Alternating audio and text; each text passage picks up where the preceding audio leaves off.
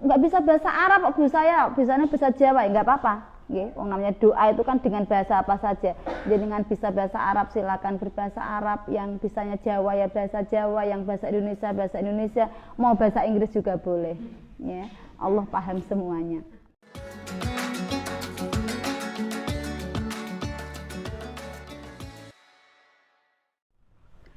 Assalamualaikum warahmatullahi wabarakatuh. Bismillah, alhamdulillah, wassalatu wassalamu ala rasulillah wa ala alihi wa ashabihi wa mawalah, amma ba'dah.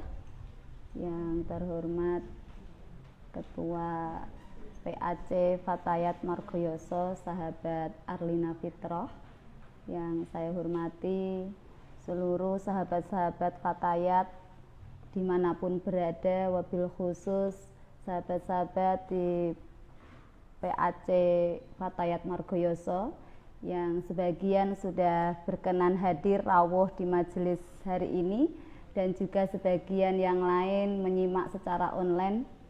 Para pemirsa yang dirahmati oleh Allah, syukur alhamdulillah pada kesempatan Ramadan kali ini kita masih bisa melanjutkan kajian Ramadan yang dilakukan secara online maupun offline untuk tahun ini. Tadi sebagaimana disampaikan oleh sahabat Ketua PAC, sahabat Arlina Fitroh, bahwa ini termasuk kegiatan rutin yang sejak dulu dilakukan oleh PAC Fatayat Margoyoso. Dan semenjak pandemi tahun 2020 waktu itu, karena kondisi kita tidak memungkinkan untuk bertemu secara tatap muka, lalu diinisiasi untuk melakukan kajian Ramadan secara online. Alhamdulillah pada waktu itu berhasil sampai selesai satu kitab. Waktu pertama kita mengkaji kitab As-Sittin Al-Adliyah karya Kiai Fakhruddin Abdul Qadir dari Cirebon. Lalu kesuksesan yang kedua, kemudian tahun berikutnya tahun 2021 kita masih melanjutkan lagi melakukan kajian online itu dan mengangkat kitab Fiqhul Mar'ah Al-Muslimah ya, karya Asy-Sya'rawi. Kemudian tahun ini kebetulan sahabat-sahabat PAC dari Fatayat Margoyoso meminta kembali untuk mengadakan acara ini. Sebenarnya saya juga malu karena sudah berkali-kali barangkali bosan. Dan tahun ini, kalau tahun-tahun sebelumnya temanya tentang perempuan, untuk yang tahun ini agak sedikit berbeda. Ini mulai mengkaji yang khusus terkait dengan ajaran Ahlus Sunnah wal Jamaah. Karena kebetulan di sahabat-sahabat Fatayat merasa memerlukan untuk memahami lebih dalam terkait dengan ajaran Ahlus Sunnah wal Jamaah, maka dipilihlah kitab yang sudah hadir pada di depan panjenengan semua, yaitu kitab Hujjatu Ahli Sunnah wal Jamaah. Ya, tadi disampaikan ini adalah karya Kiai Haji Syekh Ali Maksum Krapyak, Yogyakarta. Sahabat-sahabat semuanya, para pemirsa yang dihormati, saya akan mengkaji kitab ini, harapannya bisa sampai khatam. Tetapi kalau 4 kali pertemuan di dalam bulan Ramadan nanti tidak bisa selesai, insya Allah akan dilanjutkan begitu kata panitia setelah selesai bulan Ramadan. Jadi ini meskipun ngajinya secara online, tapi kita berharap bisa tabarukan dengan kitab beliau Kiai Ali Maksum, dan juga kita niatkan ini adalah bagian dari ngurep-ngurep dan nguri-nguri ajaran Ahlus Sunnah wal Jamaah An-Nahdiyah yang juga sudah diajarkan oleh beliau Hadratus Syekh Hasyim Asy'ari. Semoga dengan cara kita ikut menguri-nguri dengan seperti ini, kita semuanya akan juga diakui oleh Hadratus Syekh sebagai salah satu murid beliau yang ikut menghidupkan dan membesarkan ajaran Nahdlatul Ulama, ajaran Ahlus Sunnah wal Jamaah An-Nahdiyah melalui Jam'iyah Fatayat Nahdlatul Ulama. dan semoga apa nanti yang kita kaji bisa bermanfaat untuk kita semuanya, wabil khusus untuk keluarga besar Fatayat di PAC Margoyoso. Mari kita mulai pengajian kita hari ini. A'udzubillahi minasyaitonirrajim. Bismillahirrahmanirrahim. Ila hadratin nabiyil mustafa Muhammadin sallallahu alaihi wasallam. Tsumma ila jami'i ikhwanihi minal anbiya'i wal mursalin wal awliya'i wasyuhada'i wassalihin wassahabati wattabi'in wal ulama'i wal musannifin wa jami'il malaikatil muqarrabin, khususan Syekh Abdul Qadir Al-Jilani wa khususan Mbah Ahmad Mutamakin, Mbah Ronggo Kusuma, Mbah Yasin, Mbah Muhammadun Sanusi, Mbah Rifa'in, Mbah Murtamad, Mbah Ali Ma'sum wa usulihim wa furu'ihim wa azwajihim, summa ila jami' ahlul qubur minal muslimina wal muslimat min masyariqil ardi ila magharibiha barriha wa bahriha, khususan aba'ana wa ummahatina wa ajdadana wa jaddatina wa asatizana wa ustadatina wa khususan ummi wa abi wa muassisi Fatayat Nahdlatul Ulama wa muassisi Jam'iyah Nahdlatul Ulama fi Indonesia. Lahum wa lahul Fatihah. A'udzu billahi minasyaitonir rajim. Bismillahirrahmanirrahim. Alhamdulillahi rabbil alamin arrahmanir rahim maliki yaumiddin. Iyyaka na'budu wa iyyaka nasta'in. Ihdinas siratal mustaqim. Siratal ladzina an'amta 'alaihim ghairil maghdubi 'alaihim waladdallin. Amin. Qala al-musannifu rahimahullahu ta'ala wa adaman naf'a bihi wa bi'ulumihi fid dharaini amin. Bismillahirrahmanirrahim. Alhamdulillahilladzi anzalal kitaba tibyanan likulli syai'in wa hudan wa rahmatan liqaumin yu'minun. Segala puji bagi Allah yang telah menurunkan Al-Qur'an tibyanan sebagai penjelas, likulli syai'in terhadap segala sesuatu, wahudan dan sebagai petunjuk, warahmatan dan sebagai kasih sayang, liqaumi yu'minun kepada kaum yang beriman. Jadi ini musannaf atau Kiai Ali Ma'sum ini membuka pertama kitabnya dengan bacaan basmalah dan hamdalah ya. Ini di dalam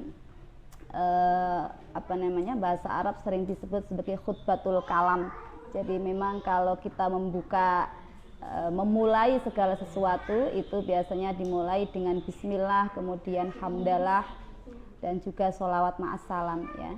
Karena ini menjadi kesunahan yang sebagaimana disampaikan oleh Rasulullah Shallallahu Alaihi Wasallam bahwa segala sesuatu kebaikan itu ketika tidak dimulai dengan basmalah maka fahuwa aqta'u, maka dia akan terputus dari rahmatnya Allah. Maka kita biasakan di dalam memulai hal apa saja kita upayakan untuk memulainya dengan bacaan basmalah dan hamdalah. Nah, Al-Quran ini diturunkan oleh Allah sebagai tibyanan likulli syai', sebagai penjelas terhadap segala sesuatu, juga petunjuk dan kasih sayang kepada orang-orang yang beriman.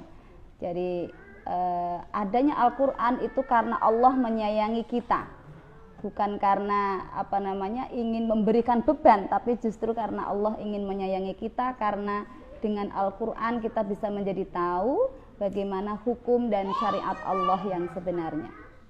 Fihi basairu wa nurun wa shifaun lima fis sudur.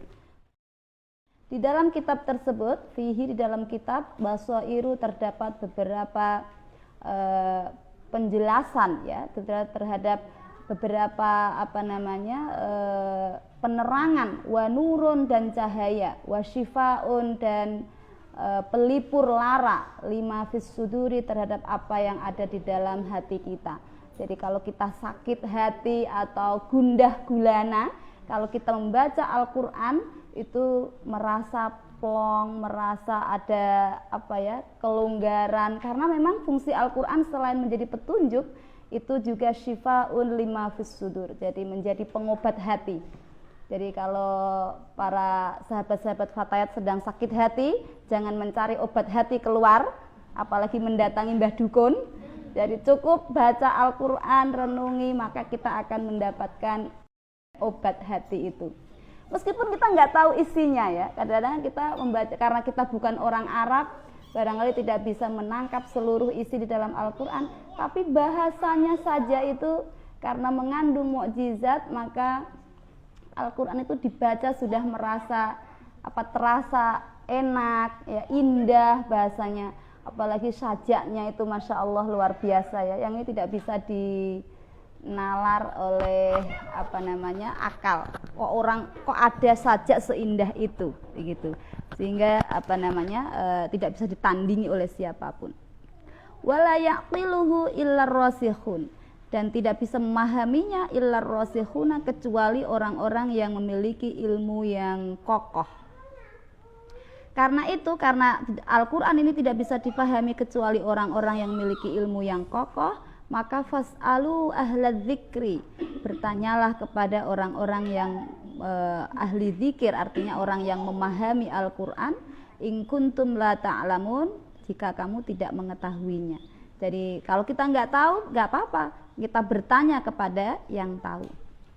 Wa qala, Allah juga berfirman, wa may yushaqiqir rasula min ba'di ma tabayyana lahul huda wa yattabi' ghayra sabilil mu'minina nuwallihi ma tawalla wa nuslihi jahannam wa sa'at masira. Barang siapa yang menentang ajaran Rasulullah, ya, setelah dijelaskan min ba'di ma tabayyana lahul huda, setelah ia mengetahui mana yang merupakan petunjuk, wa yattabi' ghayra sabilil mu'minin nuwallihi ma tawalla wa nuslihi jahannam. Kemudian dia mengikuti jalannya selain orang-orang mukmin, berarti dia sudah tahu ini adalah petunjuk, tapi dia mengikuti jalan yang lain, maka dia akan ditunjukkan kepada neraka jahanam. Wa sa'at masira, dan itu adalah sejelek-jeleknya tempat kembali. Wassalatu wassalamu ala sayyidina Muhammadinil mab'uthi bil hilmi war rahmatil wasi'ati. Segala sholawat, doa, rahmat, ta'zim dan salam kita haturkan kepada Nabi besar Muhammad sallallahu alaihi wasallam yang diutus bil hilmi, dengan penuh kesabaran, war rahmati, dan penuh kasih sayang, al wasi'ati, yang luas.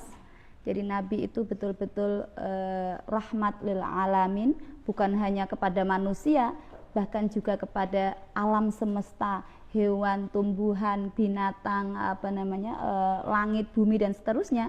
Itu juga mendapatkan rahmat karena diturunkannya Nabi Muhammad sebagai utusan. Al-Qaili, yang berkata, mahma utitum min kitabillahi fal amalu bihi wajibun. Mahma utitum, kapanpun kamu dikasih, min kitabillahi, dari kitab Allah yaitu Al-Quran, fal amalu bihi wajibun, maka yang wajib kita lakukan adalah mengamalkannya. Jadi mengamalkan Al-Quran itu adalah wajib hukumnya.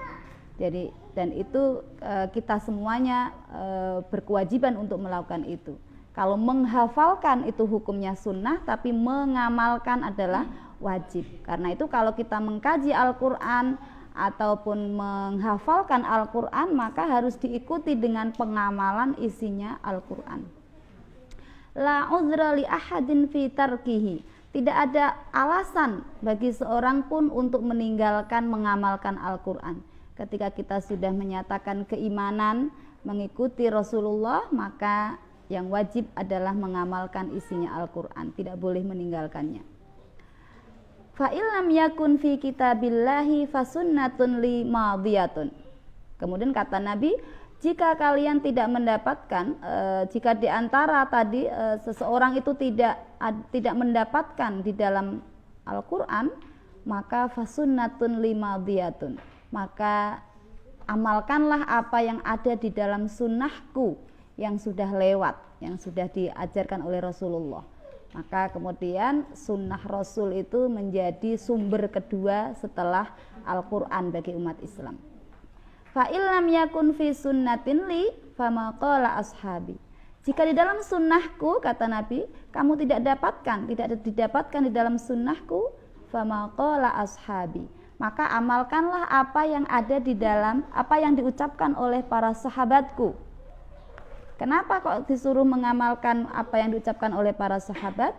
Li'anna ashabi kan nujumi fis samai. Karena sahabatku, teman-temanku, kata Nabi, adalah bagaikan bintang-bintang di langit. Fa ayyuma akhadhtum bihi faqad ihtadaitum.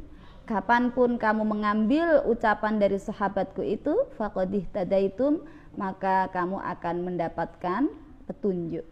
Wakhtilafu ashabi lakum rahmatun, dan perbedaan sahabat-sahabatku bagi kalian adalah rahmat.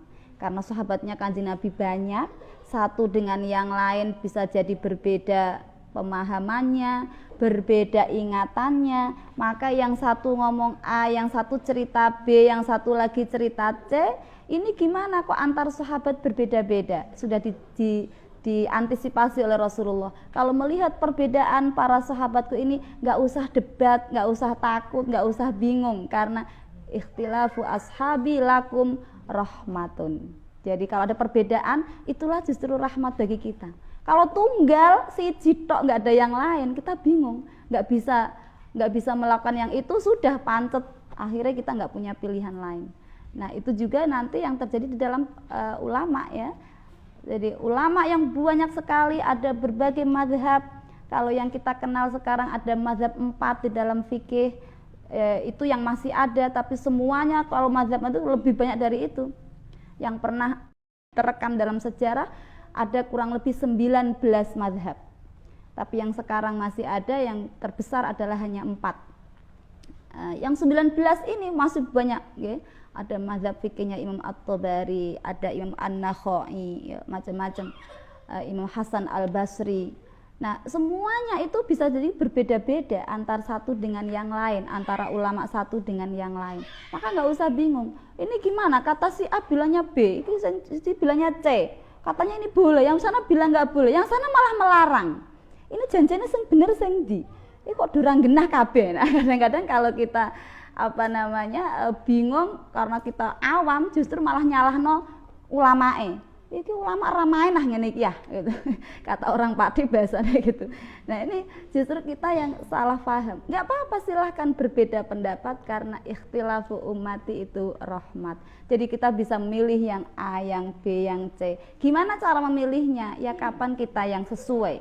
Karena kadang-kadang kita itu tinggal di tempat pada waktu yang berbeda, di masyarakat yang berbeda, itu kebutuhannya bisa berbeda-beda. Jenengan yang tinggal di Margoyoso dengan 20 rantingnya, 20 desanya, itu juga beda-beda. Yang Sonean dengan yang Cebolak sini pasti kebutuhannya berbeda. Yang orang Kajen dengan orang yang Ngemplak Lor sana juga akan berbeda. Maka silahkan ambil mana yang tepat. Wa ala alihi, dan semoga juga sholawat salam tadi tercurahkan kepada keluarga Nabi, wa sahbihi lan para sahabat Nabi, as-sabirina yang sabar-sabar, as-sadiqina yang benar, yang bisa dipercaya, wal qanitina yang taat-taat, wal munfiqina yang selalu menginfakkan hartanya maupun jiwanya, wal mustaghfirina dan yang selalu meminta ampunan, bil ashari pada waktu pagi, alladzina hum amanatu hadhil ummati, di mana mereka semua itu adalah menjadi kepercayaan umat al-maksumati yang dijaga oleh Allah.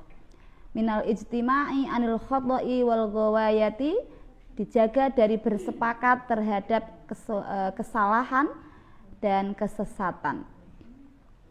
Juga wa 'alal ladzina tabauhum bi ihsanin wa la yattabi'una khutuwatis syaiton. Shalawat dan salam tadi juga dihaturkan, didoakan juga untuk orang-orang yang mengikuti para alihi tadi, keluarga Nabi dan sahabat Nabi di dalam kebaikan, wala yattabi'una khutuwatis syaiton, dan tidak mengikuti jejaknya syaitan. Wa ba'du, falamma ra'aitu masisa hajati ikhwani talabati bil ma'hadil islami krapya khususan wa ghairihim min amsalil qasirina umuman ila bayani amsilatin minal masaili. Nah, ini masuk di dalam setelah muqaddimatul kalam tadi ya, Kiai Ali Maksum ini menceritakan bahwa ketika di lingkungan para santri-santri di Pondok Pesantren Krapyak di Yogyakarta ini, artinya santri-santrinya Mbah Ali Maksum itu merasa ada kebutuhan yang mendesak ya, masih sehaja, itu adalah kebutuhan hajat yang mendesak untuk mengetahui beberapa masalah, jawaban dari beberapa masalah, termasuk juga santri-santri yang lain di Indonesia, khususnya di lingkungan Nahdliyin, dan juga bagi orang-orang semacamku. Ini tawaduknya Mbah Ali Maksum ya, orang Mbah Ali Maksum yang sedemikian alimnya saja masih bilang wa ghairihim min amsali al-qasirin, dan orang-orang semacamku yang otaknya atau akalnya itu cupet ya. Padahal ini namanya tawaduk ya. Memang para ulama itu semakin tinggi ilmunya semakin tawaduk ya. Jadi seperti ibaratnya padi semakin berisi justru semakin merunduk ya. Nah, Mbah Ali Maksum ini sehebat beliau masih bilang termasuk orang yang al-qasirin, orang-orang yang akalnya terbatas. Padahal beliau ini sedang mengarang kitab ini, ini memang kita harus belajar dari ketawaduan para ulama-ulama, para aulia. Jadi apalagi kita yang di sini, apalagi saya gitu ya, saya ini hanya membaca saja, makanya nanti kalau ada kesalahan yaitu murni karena ketidaktahuan saya. Semoga Allah memberikan petunjuk kepada kebenaran dan petunjuk yang baik. Membutuhkan apa? Ila bayani amsilatin minal masaili, membutuhkan penjelasan beberapa contoh masalah. Allati la yambaghi tabadulul ingkari fiha, masalah-masalah yang seharusnya tidak perlu terjadi ingkar, terjadi perdebatan, terjadi konflik itu di dalam masalah itu. Misal mas'alati qabliyatil jum'ati, seperti masalah tentang boleh tidaknya sholat sunnah qobliyahnya Jumat. Jadi kalau sunnah qobliyahnya zuhur kan jelas sudah ada memang hukumnya dijelaskan. Nah sekarang kalau hari Jumat itu kan orang laki-laki itu pada Jumatan, itu ada sunnah qobliyahnya enggak sih? Atau cukup Jumatan saja? Nah ini menjadi perdebatan atau menjadi masalah yang diperdebatkan. Tapi sebenarnya ini nggak perlu diperdebatkan, nggak perlu dijadikan sebagai alat untuk tukaran gitu ya. Wa mithla mas'alati talqinil mayyiti, dan seperti masalah mentalkin mayit ba'da dafni, setelah dikubur. Mentalkin itu menuntun mayit dengan dituntun bagaimana nanti cara menjawab ketika didatangi malaikat mungkar nakir. Ibarat ini ngelingke ya kan, siapa tahu saking wedine menghadapi malaikat itu bisa jadi mayit ini lupa caranya jawab, padahal ndek cilik apal takoki marabbuka mesti Allahu Rabbi gitu, tapi saking wedine itu khawatir lupa karena memang keadaan di dalam kubur itu macam-macam ya. Ada yang sangat menakutkan sehingga menjadikan si mayit ini ketakutan luar biasa. Maka untuk menolong si mayit ini ada kebiasaan mentalkin mayit setelah dikubur ya. Kita biasanya kalau ibu-ibu ya biasanya nggak pernah lihat ya, karena kita nggak pernah mengikuti mengantar jenazah sampai dikubur. Tapi kalau bapak-bapak ya sudah biasa tahu, bahkan itu sudah sering melakukan juga mentalkin, mungkin sebagian kepada keluarganya. Wa nahwihima, atau contoh-contoh masalah selain dua hal tadi. Kaila yastauliya alaihim fi dinihimul wasawisu, agar supaya tidak ada was-was wal auham, dan tidak ada keraguan yang menguasai di dalam agama mereka. Jadi mereka perlu penjelasan supaya enggak terjadi ada was-was, ada waham itu ragu yang yang kebenarannya itu lemah, kurang dari 50%. Kalau syak itu kan 50-50. Iki hee pora ya, iya apa enggak, ya enggak. Ya enggaknya itu kira-kira 50-50. Nah, waham itu yang tidaknya itu, ragunya itu lebih banyak daripada yakinnya. Wal auhamul al-batilah, dan waham yang batal.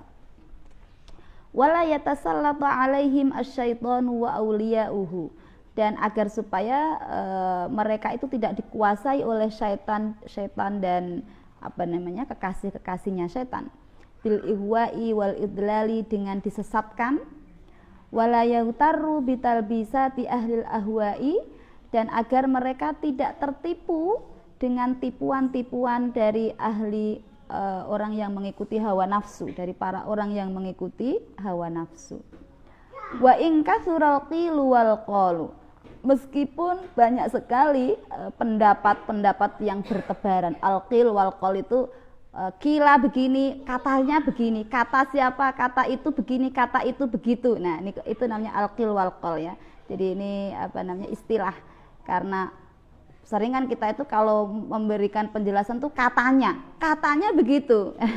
Ada katanya itu dalam bahasa Arab disebut al-qil wal qal. Jadi banyak sekali qil, ucapan-ucapan yang bertebaran, tetapi kita perlu untuk mendapatkan penjelasan yang clear. Wa ya'lamu haqqan annama 'alaihi salafus shalihu huwal haqqul muttaba'u, dan agar mereka tahu bahwa mengikuti as-salafus shalih, bahwa apa yang dibawa oleh as-salafus shalih itu betul-betul kebenaran. Mereka agar yakin bahwa apa yang dibawa oleh as-salafus shalih itu huwa al-haqqu al-muttaba'u, sesuatu yang benar dan harus diikuti ya, yang bisa diikuti. Famadza ba'dal haqqi illa dhalal, maka setelah kebenaran ada apa lagi? Tidak ada apa-apa kecuali kesesatan. Jadi kalau ini sudah dikatakan benar, maka di luar kebenaran berarti adalah kesesatan. Jama'tu fi hadzal kitabi ma qalahu asatinul ulama'i. Mbah Maksum mengendikan ini bahwa kitab ini saya kumpulkan dari ucapan-ucapan, atau isinya kitab ini itu saya kumpulkan dari ucapan-ucapan para penggede-penggedenya ulama ya. Asatinul ulama itu akabiruhum, jadi para pemimpin-pemimpin ulama, al-a'lam yang sangat alim, wa akabiru rijal Islam, dan penggede-penggede ulama-ulama Islam. Kenapa kok cuman ngumpulin dari sana sini dari para ulama itu? Idla sabila limithli al-qasiri fi hadzal amri illal jam'a wan naqla. Karena tidak ada alasan bagi orang seperti saya, kata Mbah Maksum, ini tawaduknya lagi, tidak ada alasan bagi orang seperti saya yang bodoh seperti ini di dalam urusan hal-hal seperti itu, kecuali hanya bisa mengumpulkan illal jam'a wan naqla, dan mengutip min ibarati haula'il kirami, dari pernyataan, dari kalam-kalamnya, dari ucapan-ucapannya para ulama-ulama yang mulia itu. Jadi saya ini nggak bisa kecuali hanya ngambil saja, bukan saya ngarang sendiri, kata Mbah Ali Maksum ya. Ini tawaduknya beliau. Saya ini cuma ngutip-ngutip, ngambil dari para ulama-ulama itu, tak sampaikan lagi, saya susun, saya jadikan satu biar yang membaca itu mudah, nggak harus nyari sendiri, mau buka kitab Majmu', buka kitab Al-Mizanul Kubro, nanti kita susah. Nah niki Mbah Ali Maksum itu memudahkan kita, sudah dikumpulkan, diambil semuanya yang terkait masalah-masalah itu, lalu disusun di dalam kitab ini. Wal i'timada alaihim, dan bersandar kepada mereka para ulama-ulama yang mulia itu, ala anni lam akun li uhadditsa nafsi bitajassumi hadzal ana'i. Karena saya ini tidak bisa menahan atau menunda pentingnya hal itu agar supaya diketahui oleh banyak orang. Laula akhrajahul khatibul Baghdadiyyu fil jami'i wa ghairihi annahu sallallahu alaihi wasallam qala. Seandainya Imam Al-Khatib Al-Baghdadi itu di dalam hadisnya atau di dalam riwayatnya di kitab Al-Jami' mengatakan bahwa Rasulullah telah bersabda, idza zaharatil fitanu au qala al bid'u, ini namanya syakkun minar rawi ya. Jadi sebagian mengatakan idza zaharatil fitanu, sebagian mengatakan idza zaharatil bid'u. Kata Nabi, ketika terjadi sudah tampak al-fitanu, fitnah-fitnah sudah tampak bertebaran kemana-mana, atau sebagian mengatakan idza zaharatil bid'ah, kalau bid'ah sudah tampak di mana-mana, wasubba ashabi, dan sahabat-sahabatku malah justru dicela, dikritik, kemudian dicaci maki, fal yuzhir al-alimu ilmahu, maka orang yang alim harus menyampaikan ilmunya, harus menampakkan ilmunya. Untuk apa tujuannya? Untuk menghindarkan dan meredam fitnah. Nah, ini hari ini sangat kontekstual ya, karena kita hidup di dalam era yang sekarang fitnah itu bertebaran di mana-mana. Nggak usah jauh-jauh, di medsos setiap hari, gadget yang kita pegang ini banyak sekali isinya fitnah, hoax,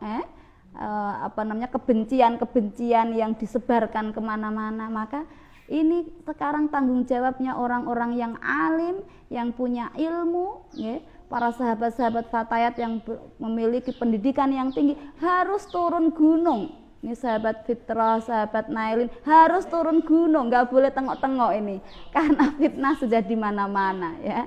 Maka harus menunjukkan ilmunya untuk menghindarkan fitnah itu. Faman lam yaf'al dzalika fa 'alaihi la'natullahi wal malaikati wan nasi ajmain. Kalau dia orang alim itu enggak mau melakukan itu, fa 'alaihi la'natullah, maka dia akan mendapatkan laknatnya Allah, wal malaikati dan malaikat, wan nasi dan manusia ajmaina seluruhnya. Jadi ini yang perlu kita teladani, bahwa kita kalau sudah memiliki ilmu, apapun ilmu itu, terutama ilmu agama, maka tugas dari seorang yang alim adalah tablighul ilmi, memberikan ilmu dengan gratis. Nggak boleh minta bayaran ya, nggak boleh minta bayaran. Lu saya dibayar kok Bu, nggak minta. Nah, kalau jenengan dikasih monggo silakan diterima, tapi kalau minta itu tidak boleh ya, karena memang tugasnya orang yang alim itu adalah memberikan ilmunya. Kalau nggak memberikan ilmunya berarti kita termasuk orang yang kitmanul ilmi, mengumpetkan, menyembunyikan ilmu. Wah, kalau kapan njaluk warah aku wani piro. Nah, ini nggak boleh ya, ini nggak boleh, karena tugas kita adalah, nah kadang-kadang ini di era sekarang yang serba materialis itu ya, semua diukur oleh materi. Kalau mau membagikan ilmunya mikir-mikir, ini kalau saya bagikan gratis lah kok enak mau saya kuliah saja sampai berpuluh-puluh juta, nulis skripsi ngasean rino wengi sikil tanggo sirah-sirah tanggo sikil lah kok ndek karek njaluk wae kepenak men. Nah, ini kadang-kadang kita berpikirnya ikut menjadi materialis ya. Hati-hati, karena tugas orang yang alim adalah izharul ilmi, tablighul ilmi. La yaqbalullahu minhu sirfan wala adlan. Orang yang alim dan memiliki ilmu, kalau tidak menyampaikan ilmunya, maka Allah tidak akan menerima, la yaqbalullahu minhu, tidak akan diterima darinya sirfan, ibadahnya, ibadah baik yang sunnah maupun yang wajib. Ini istilah di dalam ini ya, fikih itu sirfan itu ibadah yang berkaitan dengan kegiatan fisiknya, baik yang sunnah maupun yang wajib. Wala adlan, dan juga keadilannya enggak diterima oleh Allah, karena dia tidak mau membagikan ilmunya. Padahal sudah tahu kondisinya masyarakat sudah luar biasa, fitnah tersebar di mana-mana, tapi dia malah ngumpet ke ilmunya sendiri. Wa ma rawahul hakimu an ibni Abbasin radhiyallahu anhuma anna nabiyya sallallahu alaihi wasallam qala. Begitu juga ini ada riwayat dari Imam Hakim dari Ibnu Abbas bahwa sesungguhnya Nabi bersabda, ma zahara ahlu bid'atin illa azharallahu fihim hujjatahu ala lisani man syaa min khalqihi. Katakan Nabi, tidak akan tampak ahli bid'ah, munculnya ahli bid'ah itu tidak akan ada kecuali disertai dengan munculnya para ulama atau orang-orang yang dipercaya oleh Allah, yang dikehendaki oleh Allah untuk memberikan hujjahnya kepada mereka. Jadi ketika munculnya bid'ah, maka Allah juga akan memunculkan bersama bid'ah-bid'ah itu hujjatahu, hujjah atau jawaban untuk menjawab bid'ah-bid'ah itu yang dimunculkan ala lisani man sya'a, pada melalui lisannya orang-orang yang dikehendaki min khalqihi, dari makhluknya Allah. Jadi siapapun Allah menghendaki si A, si B yang kemudian dipilih untuk menjadi salah satu orang yang akan menjadi hujjahnya menjelaskan tentang bid'ah-bid'ah itu, nah itu pasti akan diturunkan oleh Allah, ya. Makanya memang setiap generasi umat itu pasti akan ada mujtahidnya, orang yang alim yang akan memberikan penjelasannya. Siapa itu, Bu? Ya kita nggak tahu, ya. Tetapi di antara salah satu cirinya Allah memilih orang-orang yang dijadikan sebagai hujjah untuk menjelaskan syariatnya Allah adalah orang-orang yang diberikan pemahaman terhadap agama. Maka di dalam hadisnya kanjeng Nabi, mayuridillahu bihi khairan yufaqihu fiddin, ya. Barang siapa yang dikehendaki oleh Allah kebaikan, maka dia akan difahamkan terhadap ilmu agama. Nah, kalau panjenengan salah satu dari ini, bersyukurlah. Ndelalah kok saya sidik-sidik kok bisa memahami, muga-muga nggih, semoga kita semua termasuk orang yang dikehendaki Allah menjadi baik, nggih. Apalagi jenengan punya putra-putri yang semangatnya belajar luar biasa, kepingin mempelajari ilmu agama, maka jenengan sebagai orang tua nggak usah ragu, nggak usah takut. Nanti piye nang, gimana nduk kowe nok pondok kerasan pura, nggak usah, pokoknya dongakne ae, nggih. Karena berarti putra-putrine panjenengan itu insya Allah termasuk orang-orang yang dikehendaki Allah mendapatkan kebaikan. Semoga kita semua termasuk itu, nggih. Wa ha anaza azkuru fi ma ya'ti amsilatan minan naw'ainil mazkurain. Nah, inilah yang dua hadis di atas itu yang dijadikan sebagai contoh, ya. Wa ha anaza azkuru fi ma ya'ti amsilatan minan naw'ainil mazkurain. Biarkan saya nanti akan memberikan contoh pada dua hal tadi yang di atas, memberikan penjelasan tentang kasus yang di atas tadi, dua kasus di atas. Wallahul musta'anu li isobatis shawabi, dan hanyalah Allah yang bisa dimintain pertolongan li isobatis shawabi, untuk membenarkan kebenaran, wa alaihi at-tuklanu, dan kepadanya lah kita bisa bertawakal, wa ilaihi al-ma'abu, dan kepada Allah lah kita akan kembali. Al-mithalul awwalu. Nah, ini masuk, jadi di dalam kitab ini nanti ada kurang lebih 8 atau 7, ya, 8 masalah, contoh masalah yang sering menjadi 8 masalah yang sering menjadi perdebatan di dalam kalangan masyarakat, terutama di Indonesia, terutama di kalangan Ahlus Sunnah wal Jamaah An-Nahdiyah, itu sering mereka bingung. Maka ini dijelaskan oleh Mbah Ali Maksum di dalam kitab ini.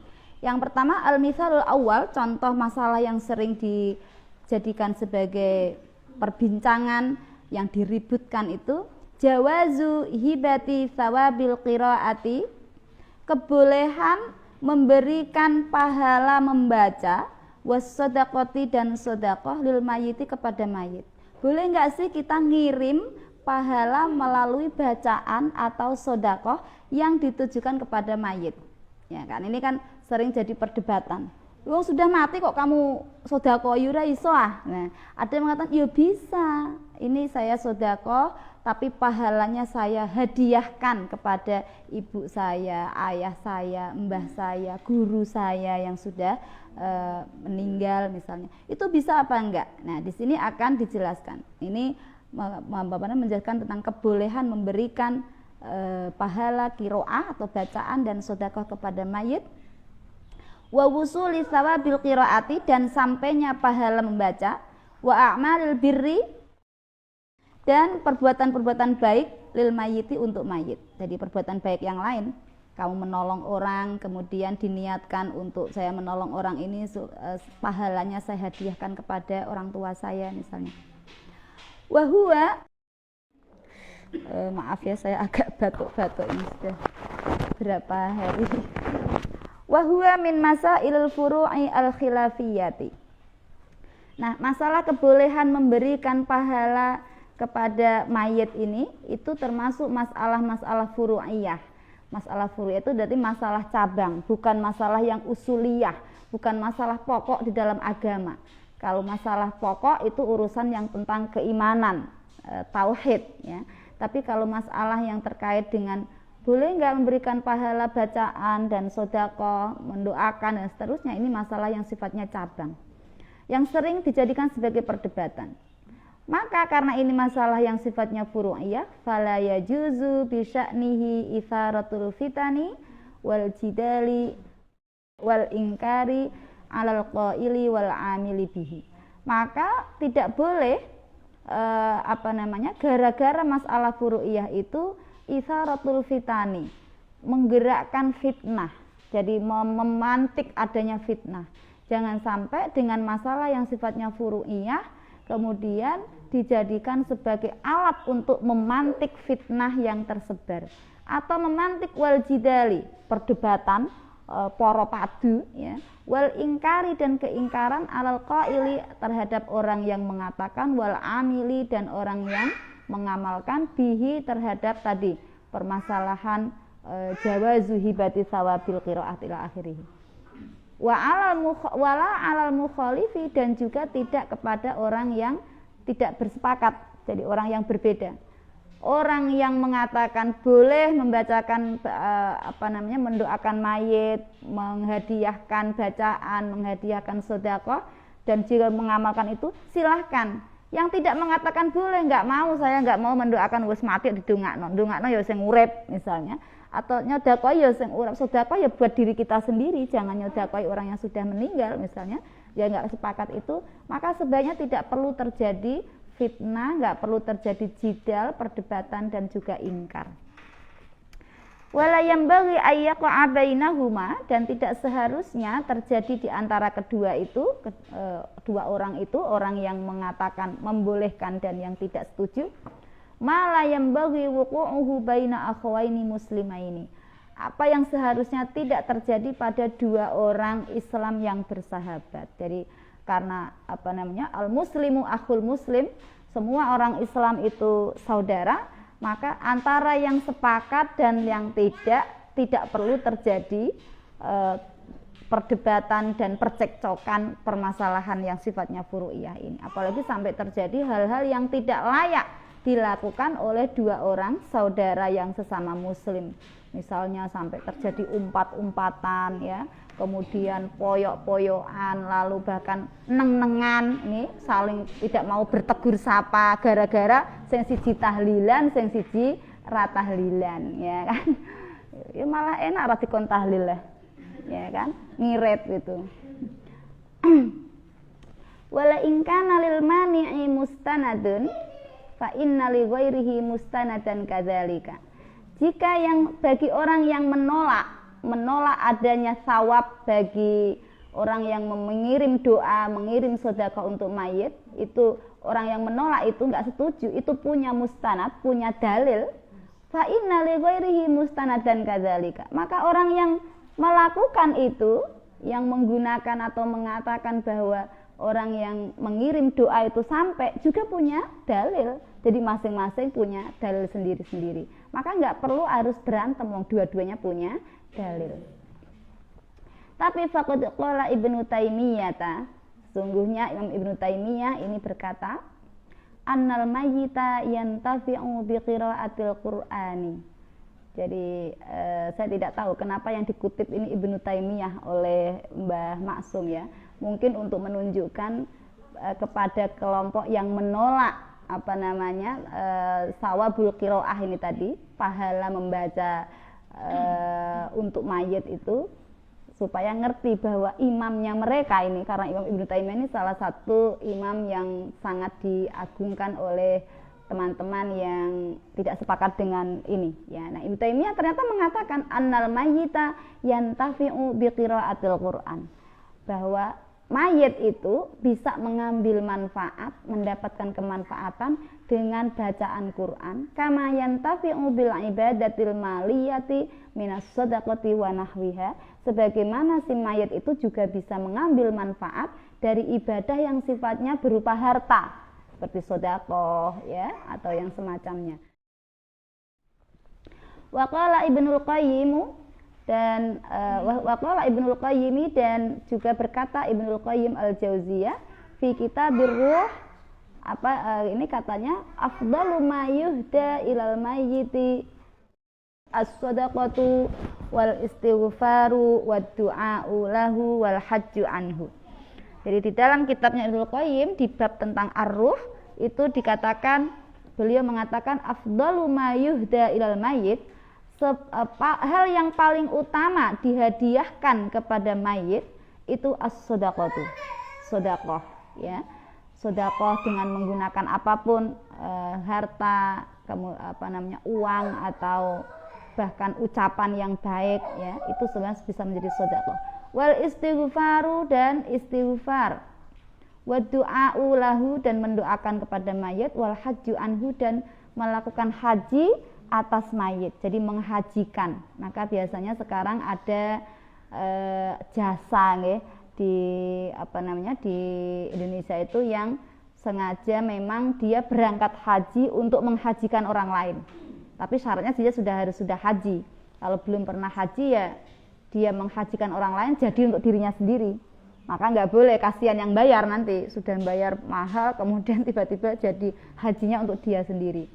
Nah, itu boleh. Jadi pahala hajinya misalnya jenengan punya orang tua yang dulu belum sempat punya rezeki untuk pergi haji, atau sudah punya rezeki, sudah daftar tapi saat tunggu pendaftaran berangkat tiba-tiba sudah dipanggil oleh Allah Subhanahu wa taala. Kemudian kita punya rezeki nanti saya menghajikan bapak atau ibu saya, mbah saya, itu sangat bermanfaat untuk mayit, dan itu termasuk afdalu ma yuhda, hal yang paling berharga ketika kita hadiahkan kepada mayit ya. Artinya ini menunjukkan bahwa hubungan orang yang hidup dengan orang yang mati itu tidak terputus ya, dengan cara seperti itu. Wa amma qiraatul Qur'ani, adapun membaca Al-Qur'an, wa ihda'uha dan menghadiahkan bacaan Al-Qur'an ilaihi kepada mayit tatawuan, dengan cara sunnah, artinya kebaikan saja karena kebaikan kita, min ghairi ajrin, tanpa ada pahala, fahadza yasilu ilaihi, maka itu akan sampai kepada si mayit itu, kama yasilu ilaihi thawabus shaumi wal haji, sebagaimana sampainya pahala puasa dan haji. Jadi ini membaca Quran dan menghadiahkannya tapi secara tatawuan, tanpa ada karena tatawuan itu juga bisa pahalanya sampai kepada mayit. Itu sebagaimana sampainya pahala puasa dan haji yang kita lakukan untuk mereka. Wa qala fi mawdi'in akhara min kitabihi, Imam Ibnul Qayyim juga mengatakan di kitabnya yang lain, wal aula ayyan wiya indal fi'li annaha lil mayyiti. Nah, sebaiknya itu ketika kita menghadiahkan kepada mayit itu diniati ya, wal aula ayyan wiya indal fi'li. Jadi yang lebih utama adalah meniatkan ketika melakukan tadi hadiah-hadiah itu annaha lil mayyiti, bahwa hadiah ini ditujukan kepada mayit. Wala yushtaratu talaffudzu bidzalika. Nah, ketika niat itu enggak disyaratkan untuk dilafalkan. Jadi enggak perlu sampean ketika mau bersedekah itu lalu kamu sampaikan, Mbak Faid, iki sedekahku kanggo bapakku ya, terima, enggak perlu begitu. Tapi cukup saya niatkan saja di dalam hati bahwa sedekah ini saya berikan itu untuk hadiahnya, terus disampaikan secara talaffuz ya. Mati lampu nggih. diganti dengan data, Mbak.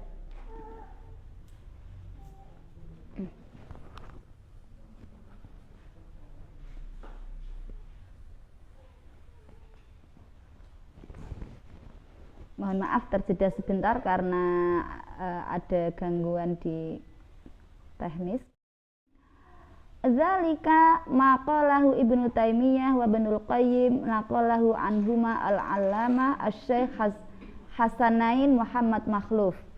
Nah, dua hal yang dikatakan oleh tadi pernyataan yang dikatakan oleh Imam Ibnu Taimiyah dan Imam Ibnul Qayyim di atas itu naqalahu anhuma al-allamah asy-Syaikh Hasanain, kemudian dikutip oleh al-allamah Syekh Hasanain Muhammad Makhluf, mufti ad-Diyar al-Misriyah, jadi mufti dari di Mesir yang dulu. Summa qala, lalu beliau mengatakan wa dhahabal hanafiyatu, Imam Hanafiyah, mazhab Hanafiyah itu berpendapat ila anna kullaman ata bi ibadatin, bahwa sesungguhnya setiap orang yang mendatangi atau melakukan ibadah, sawa'un kanat shadaqatan am qira'ata Qur'anin, baik itu berupa sedekah atau berupa bacaan Quran, au ghaira dzalika atau yang lainnya, min anwa'il birri, dari segala macam kebaikan, lahu, itu berarti akan pahalanya sampai kepada orang itu, lahu ja'lu sawabiha li ghairihi, jadi itu pahalanya bisa diberikan kepada orang itu, diperbolehkan memberikan pahalanya untuk orang lain, ya.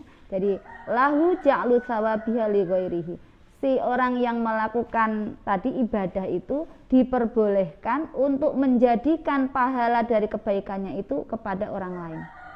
Wa yasilu sawabuha ilaihi, dan kalau disampaikan kepada orang lain itu juga sawabnya tetap dia juga mendapatkannya. Jadi double malah, justru dia dapat, orang lain juga dapat. Misalnya jenengan sedekah, ini sedekah saya berikan saya pahalanya untuk orang tua saya, maka orang tua jenengan juga dapat, jenengan sendiri juga masih dapat.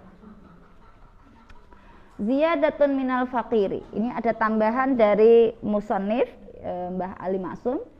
Warawal imamu al-muhibbut tabariyu, Imam At-Tabari itu meriwayatkan yasilu lil mayyiti kullu ibadatin, sampai kepada mayit setiap ibadah, tuf'alu anhu, yang dilakukan untuknya, maksudnya anhu di sini itu maksudnya dilakukan yang pahalanya itu diberikan kepada mayit.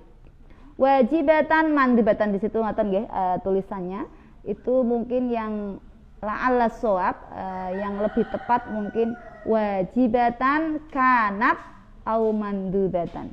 Jadi kanatnya boleh dihilangkan, tapi wajibatan au mandubatan, ya, minimal harus ada aunya.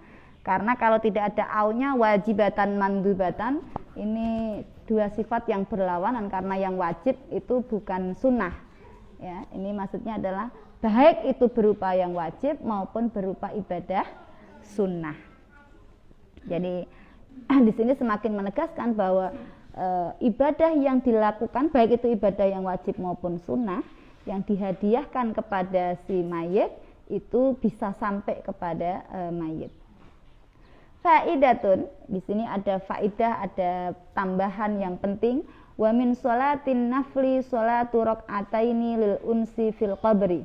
Nah, ini jadi termasuk sholat sunnah itu ada juga namanya sholat 2 rakaat lil unsi, untuk ngayemke, ya, untuk memberikan ketenangan fil qabri, di dalam alam kubur. Jadi ini ada, diperbolehkan. Ini rujukannya disampaikan di sini adalah di kitab Nihayatuz Zain Shahifah 107. Monggo nanti jalan dicek sendiri. Ruya anin Nabi sallallahu alaihi wasallam annahu qala, diriwayatkan dari Nabi sallallahu alaihi wasallam sesungguhnya beliau mengatakan, la ya'ti 'alal mayyiti asyaddu minal lailatil ula, tidak datang kepada mayit asyaddu minal lailatil ula, sesuatu yang lebih menakutkan dibanding apa yang datang di malam pertama. Jadi nek malam pertama ning antenanya kan asyaddu, tapi asyaddu apa? Asyaddu sa'adatan, asyaddu farohan ya, sangat membahagiakan bagi dua mempelai. Tapi kalau ini bagi mayit, malam pertamanya itu lebih menakutkan. Nggak ada yang lebih menakutkan dibanding malam pertamanya mayit di kuburan. Farhamu bis shadaqah. Nah, untuk meringankan mereka menghadapi malam pertamanya ini, farhamu bis shadaqati, sayangilah mereka itu dengan cara bersedekah. Maka biasanya orang sini tradisinya di orang Nahdlatul Ulama itu mengadakan tahlil, mendoakan mereka dari mulai hari pertama. Karena ini yang dihadapi berat sekali.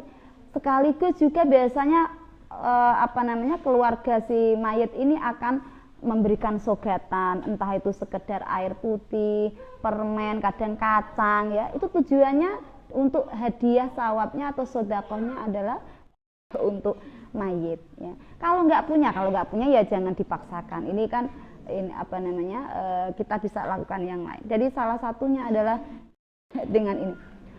Belas kasihanilah mereka itu bisedekati dengan sedekah, bisedekati man yamut. Jadi memberikan sedekah kepada orang yang sudah meninggal. Kalau nggak punya gimana? Famalam yajid nih, fal yusolli rakaataini. Yang nggak punya, saya nggak punya apa-apa, keluarga kita ini miskin, nggak ada yang buat sedekah, terus gimana? Fal yusolli rakaataini. Salatlah 2 rakaat.